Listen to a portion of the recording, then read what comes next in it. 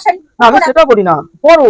আমি তো সেটা বলছি না, তুমি পরো, কিন্তু আমি ধুয়ে রেখো কাপড়টা। আমার ধুতে হবে, ভাঁজ করতে হবে, ইস্ত্রি করতে হবে, সে আবার ইস্ত্রি করা দরকার নেই, ধুয়ে ভাঁজ করে রেখে দিও, তাহলেই হবে। ঠিক আছে, এবার থেকে যদি কোনোদিনও ভুলবশত শাড়ি পরেই থাকি ধুয়েই পরবো। কদিন ধরে 2-3 দিন ধরে ভিডিও করছি, ওই আমার তোমার শাড়িগুলো পরছি, দেখছি তো মুখ কালো ছিঁড়ে পড়ছে, কথাই বলছো না। দিয়ে কি করছো, শাড়িগুলো ধুয়ে আনলায় রেখে দিচ্ছ। ওই শাড়ি আর পরের দিন তুমি ঠাকুরবাড়িতে পরে যাচ্ছ না, যেটা আমি করছি। তুমি বলতেও পারছো না মুখ ফুটে, আজকে যেহেতু রোজ পড়ছি মুখ ফুটে বলতে পারলে।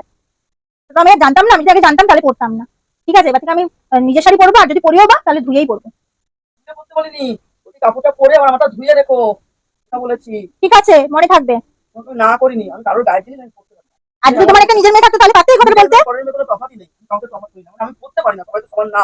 কারোর বিছানা, আমি যেমন কারোর বিছানা শুতে পারি না, এরকম আমি কারোর কাপে চা খেতে পারি না। তুমি দেখো, আমি আমার কাপ আমি নিজে চা খাই, কাউকে আমি আমার কাপে দিব না, আমি কারোর কাপে খাই না, এরকম ভাবে। ঠিক আছে, মনে থাকবে। পড়ো, আমি তো না করি, সবটা ধুয়ে দিই। না ধুতে বলে রাখবো, আমি ধোবো একসঙ্গে। না না, এত কষ্ট করতে হবে না, আমি ধুয়ে কেচে মাখ দিয়ে ইস্ত্রি করে দেবো।